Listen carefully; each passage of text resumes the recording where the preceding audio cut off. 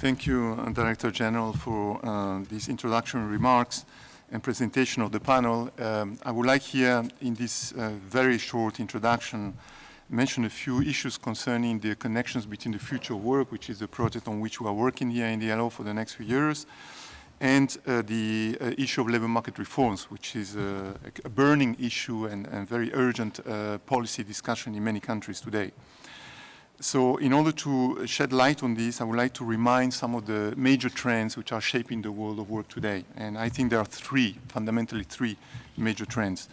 The first trend has to do with new technology, the spread of new technology, digitalization, the introduction of numerical processes in production systems, and of course the impact it has both in terms of employment, sectoral parts of employment, but also the content of work itself and the nature of work itself. I think that's a very important driver of change, a fundamental structural change which is happening. No matter what policies do, this is happening and is going to continue to happen, new technology. The second fundamental trend which is shaping the world of work is associated but different, is the fragmentation of production systems, which is happening, with at the top of production systems the role of finance, which is important not only in terms of the international capital flows, but also the way corporate governance happens, and the role of governance in the corporate governance of large enterprises in particular. Another dimension of the production fragmentation is the organization of production along value chains, again at the top with finance, and then with the cascade of providers and subcontractors and so on, which is driving production systems today. An estimate suggests that 1 out of 4 jobs worldwide is connected to a global value chain, but global value chains are also within countries, so production is organized also within countries in the form of value chains. So that's another objective, in a way, structural factors which is shaping the world of work. The third has to do with economic growth. And you will have observed that every semester there's a downward revision to the projections for economic growth. They tend to be pessimistic, but then the next semester you see that the prediction makes for a lower rate of economic growth. And the current prediction is that economic growth for the next few years is going to be a full 0.5 percentage point less than was the case before the global financial crisis. So we're talking about a very significant change in terms of the economic growth picture which is happening around the world. And it's not only lower economic growth, but also more instability in terms of economic growth, with a lot more ups and downs and jumps and reductions in the rate of economic growth. And presently, it is emerging economies which are suffering from the slowdown. Before it was advanced economies, but the real thing is that there is a lower economic growth worldwide. So these are three major trends which are shaping the world of work. What are the implications for the workplace?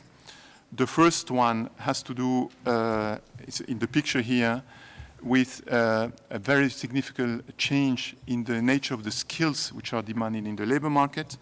So it's not only, as happened before, you could see that in the blue bars are all down. It means that manual, unskilled type of occupations, the demand for them is going down. That happens generally with earlier waves of a technological change. But what is new is that, and you can see that in the orange bars, is that even skilled, relatively skilled occupations, to the extent they can be replaced by numerical processes or algorithms, also are growing down, or the rise of this demand is not so much as was the case before. So in other words, we have a completely new challenge in modern economic history that, in fact, is not only the simple kind of story that unskilled labor is going down and skilled labor is going up. No, even within the pool of skilled employment, there is differentiated demand depending on whether certain occupations can be replaced by particular numerical processes or not. So that's a very big change compared to before.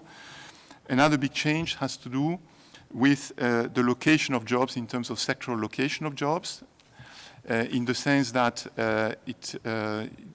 there will be more or less 40%, according to some projections, of the jobs that are going to change in terms of sectors. in industry is already reducing its demand, and there's more and more in services, and within services there are big changes as well happening, with a lot more demand for services that require interpersonal face-to-face relations, and less demand for services which can be replaced somehow by numerical processes and algorithms. This slide shows also another change associated with the fundamental structural transformations, which is the employment relationship.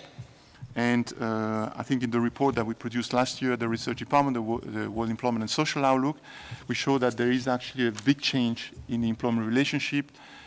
In advanced economies, no longer a simple kind of tendency towards stable employment, full-time employment. This is changing a lot, but in emerging and developing countries, the rate of catch-up with the employment model of advanced economies is slowing down or even has stopped entirely. So I think that's also a very fundamental change which is happening. And then the final implication has to do in terms of inequalities. The labor share is declining in practically all G20 countries. It's a well-established fact, even adjusting for a number of incomes like self-employment income. There is a decline in labor shares and more generally wider income inequalities. So these are the implications. So what does it mean in terms of policies? And that's where I would like to come to the issue of labor market reforms.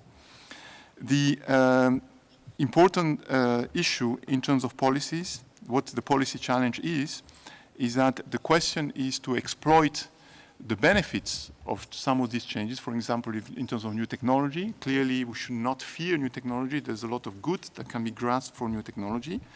But at the same time, avoid, from the point of view of policies, a race to the bottom, so reacting to the changes into the technology, fragmentation, and lower growth, through a race to the bottom in terms of labor market reforms or in terms of trying to adjust to the situation by just improving countries' competitiveness. Because if each country does the same, of course, it will aggravate the shortage of global demand, weak economic growth, and therefore make it even more difficult to adjust to the challenges of new technology and fragmentation of production.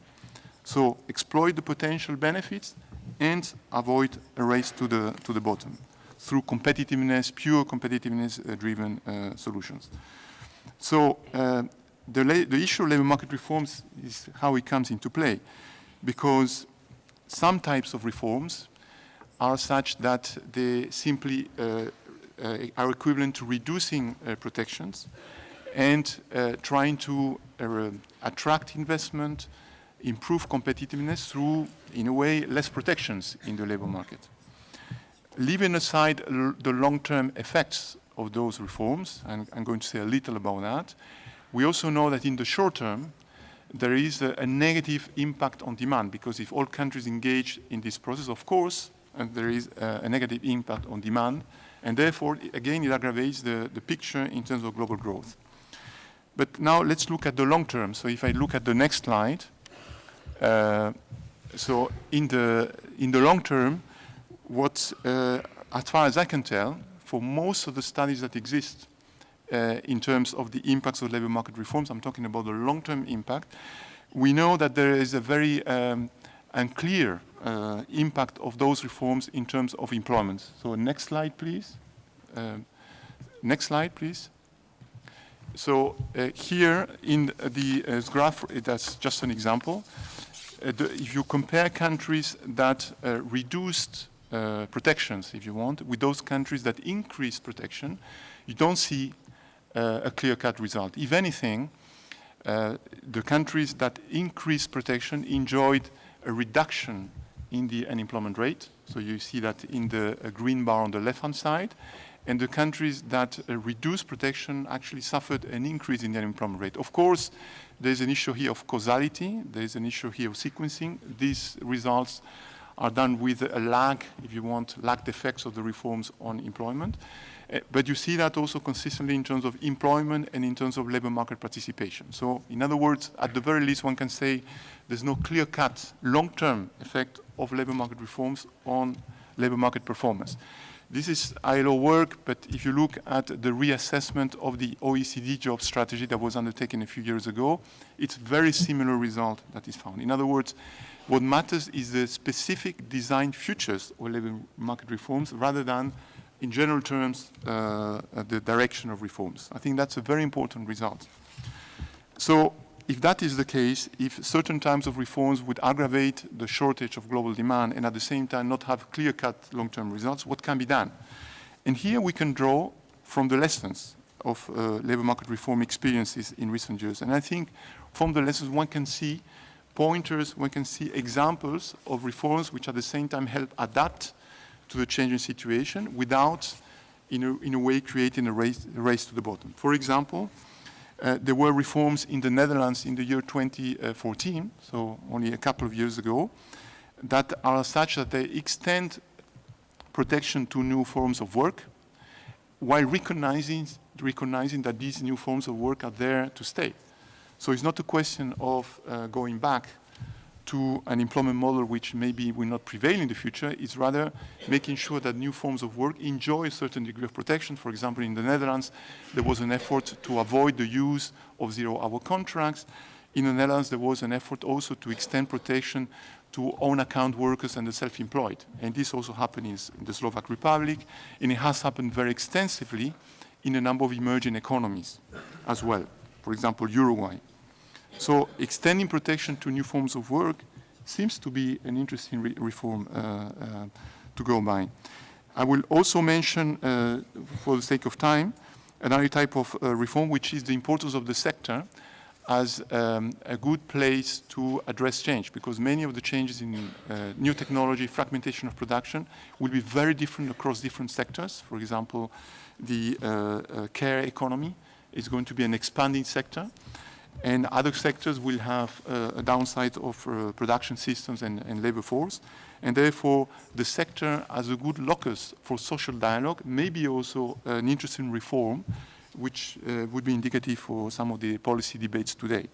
And finally, I would mention a third dimension, which is the importance of international coordination, because obviously, if one of the reasons why some of the countries go a certain way is that neighboring countries also have undertaken a certain type of reform. So if all countries, at least in particular regions, move towards these well-designed type of labor market reforms, then the benefit would be multiplied. And therefore, this is why the ILO has become more important, not only because of the transformations which we have witnessed, but also because the solution lies very much at the heart of the ILO and international coordination processes themselves. Thank you very much.